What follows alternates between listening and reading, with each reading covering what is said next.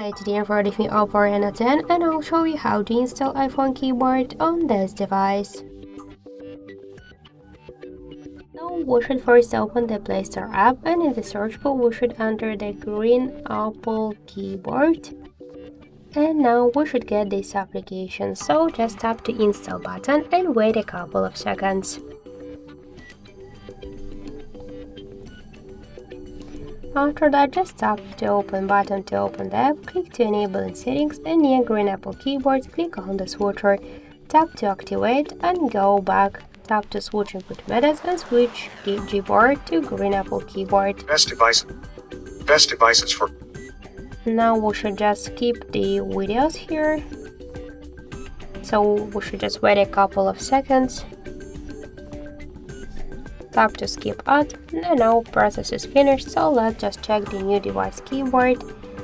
And we can see that this keyboard is so close to the iPhone 1 as all of the emojis.